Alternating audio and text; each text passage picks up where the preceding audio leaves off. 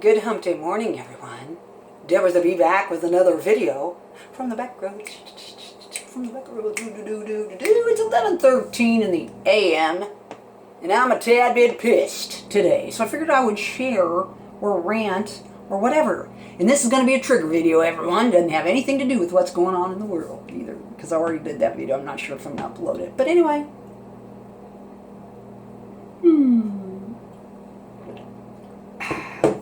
I may be a hermit, and I may not go out very often, but I've had, I got things to do in the world, in my life, and so today I went to get ready, and I have this pair, these are boot leg workout stuff. I know it's old school old lady stuff, but everybody comments on it and says they're so cute. So anyway, I was going to wear these today, and I went to grab me a t-shirt to wear. And as I was looking, I was like, I really need to go to Ross and get me some new t-shirts, because I've had these t-shirts for years. I really would, have to. So I go to grab one of them, and I go to put it on, and all of a sudden, it comes over my head, and I smell smoke, and I'm like,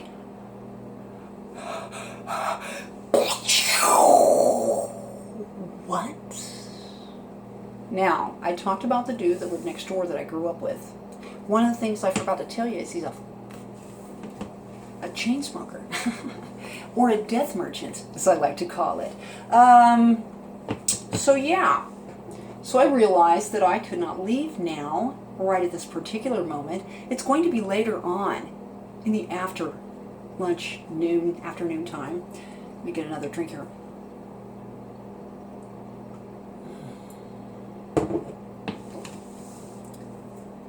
Because now I would have to wash every single last bit of my clothing. And since I didn't have enough to do today, I had to rearrange my closets. So I've got these two full, like double closets. They're like awesome, right? And one side I just kind of not anymore, hanging my bags, because I'm a bag lady. I love me some different bags. Hell, I bought rice one time because of the bag that it was in. And I used it when I was traveling around, actually. I put all of my toiletry items in it, and then I put it in my pop-top trash can, which, aka Little Lou, and that's where I would do my number 2.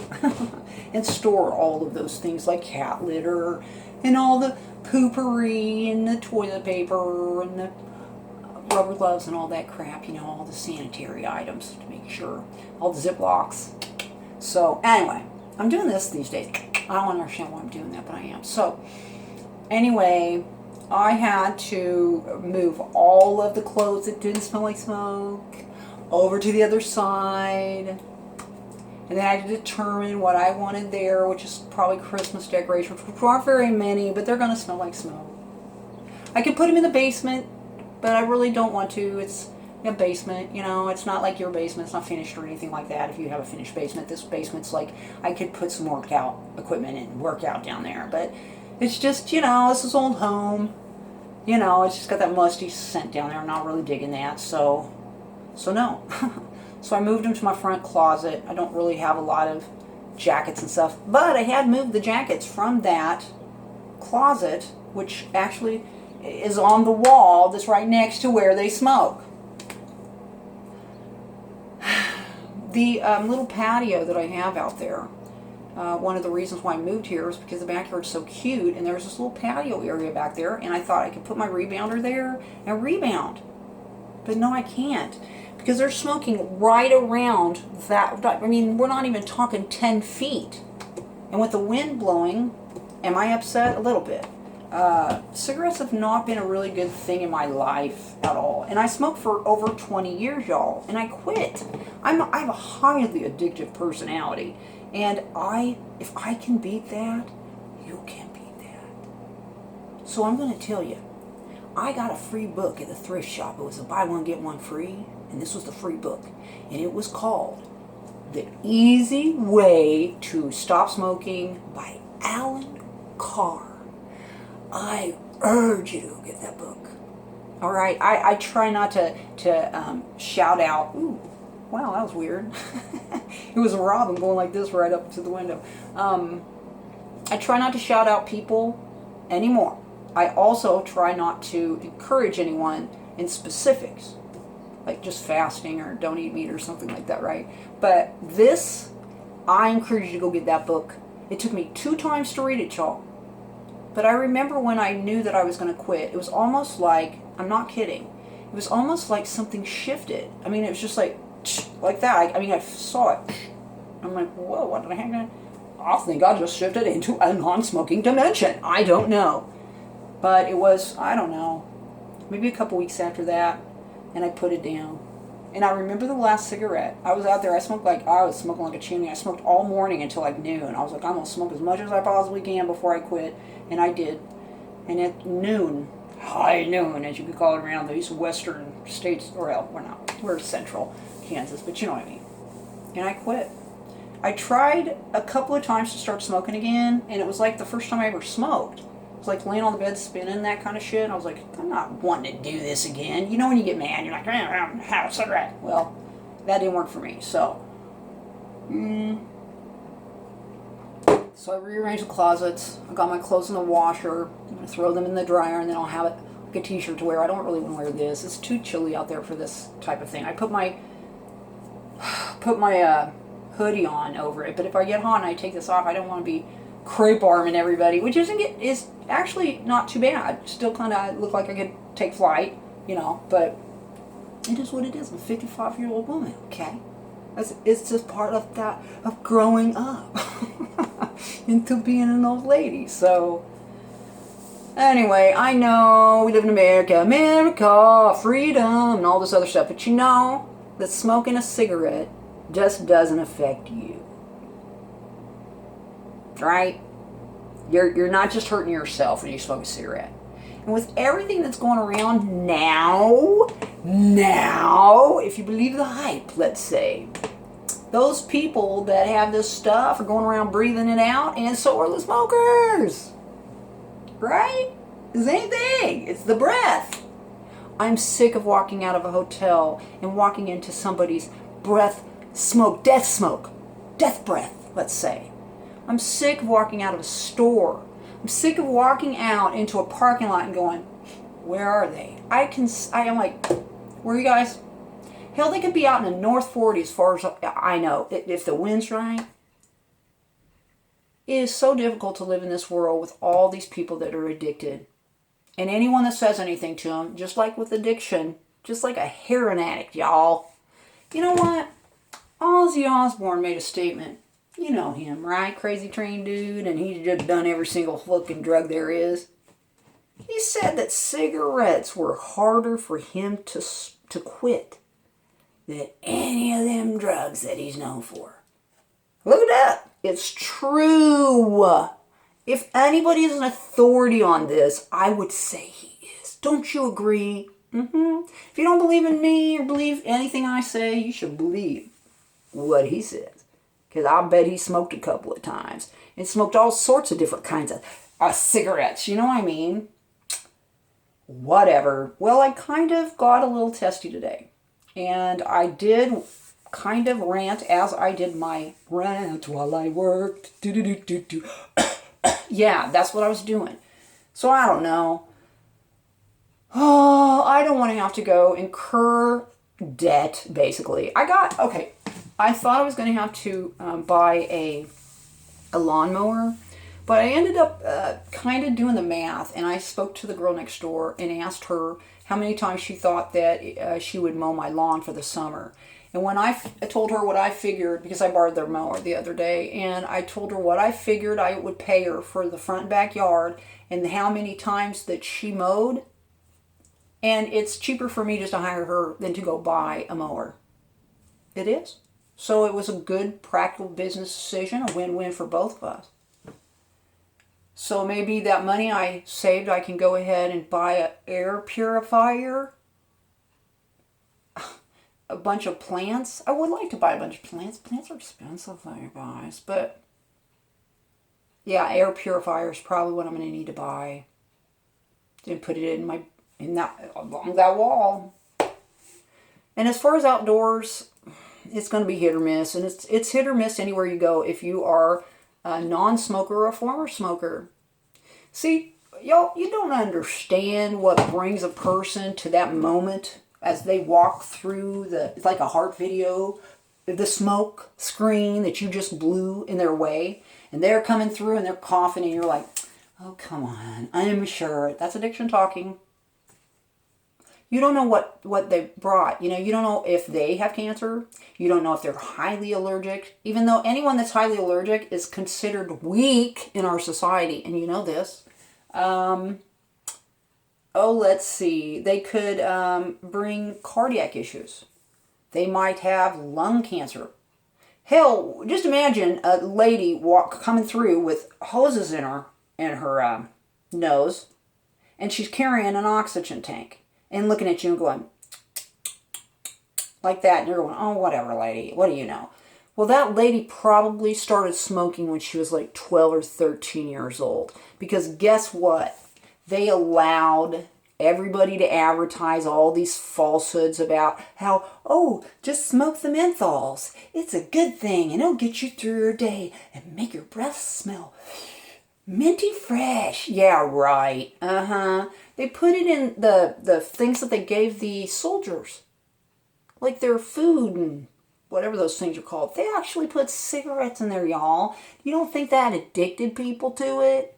Really? Joe Camel? Come on, man. They're putting like little weenie and boob little doodles in there. Subliminal, like smoking a cigarette after sex and all that shit. Maybe I can understand that in the privacy of your own bedroom, or you're out in the middle of nowhere in a tent or something like that, and you decide that you're going to smoke a cigarette. It'll keep all the wild animals away, right? I'll say I'll excuse that. But nah, I'm not going to excuse you smoking next to a baby.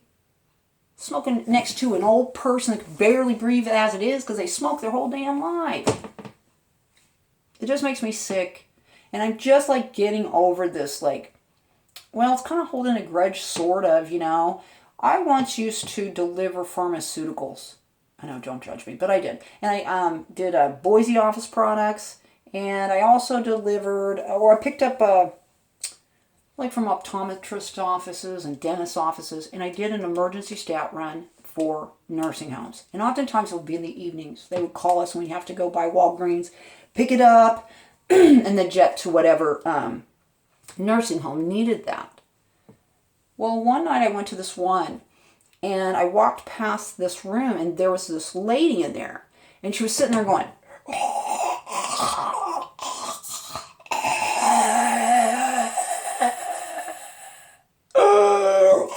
just like that. I can't do chicken sounds, but I can do the death rack of a emphysema patient, pretty much. This lady sounded like she was drowning in her own fluid. So I went to the nurse and I'm like, look, golly, sis, can you do something for her? I mean, my gosh, that sounds terrible. She sounds like she's being tortured in there. And she's like, she is. But it was her choice. There's nothing we can do to help her. She made her decision each and every time she picked up a cigarette and she took a puff off of it. Each and every time you pick up a cigarette and you take a puff off of it, it's affecting your arteries. It's affecting your heart. It's affecting every organ in your body and every cell in your body. And when you expel that, and some other person that doesn't smoke, some other person that's around you, and these days it's a little more sketchy, isn't it? But each time you blow that smoke out, whatever you're getting as far as some sort of death benefit, because that's what it is, that's all it is, you're giving that to someone else as well. Come on now. Smoking doesn't just hurt you, it hurts those around you as well. And they can be your family members, they can be your children, your grandchildren, they can be your next door neighbor. There is no way I'm taking that dude to any casino and and I'm not talking about trying to, con people or anything like that. But people see women specifically, and little women like me in a certain way, right? I'm kind of dudeish, right? I seem like quirky because I kind of am, And I'm a nice person. And they expect me to be a certain way. And if they're going to be prejudiced, more or less, it's kind of racist against women as far as I'm concerned, as far as that goes. She's going to be a certain way. Well, in poker, it's called a poker face for a reason, that you don't want them to know your hand. So, if that's what they think, then I'm going to play that up. And if it's to my fiscal or financial benefit within the game, at some point, they're going to notice that I know a little bit more than what I have led them to believe, or what they just erroneously assumed. And hopefully, I'll have a bunch of chips by then.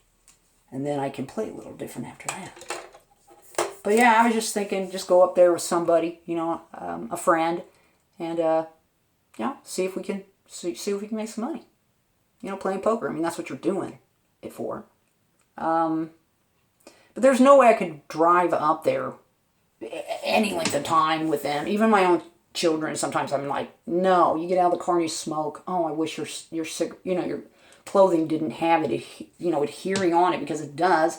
It's like an oil-based smoke, and it adheres and everything. You know it's true. You know someone smoked there. It could be 5 minutes after they were there, and you can walk out someplace and know they were there. Is that healthy? Is that fair? Is that freedom? Freedom? What about someone's freedom to not smell your foul death breath? Do you know what I mean? Because that's what it is, it's death breath. So anyway, if you're a smoker, I understand totally. I smoked for over 20 years. But guess what? My mother started smoking when she was 14. She smoked all the way through when she was pregnant with me and my brother. She smoked in the house the whole time that I grew up. And when I went to college, I got so sick, just never ever being, and I didn't know why until later when I started to research health. But my body was letting down. It was the first time that it's ever been in an environment over a length of time where there was not smoke around. And I coughed up so much. I thought I was going to die.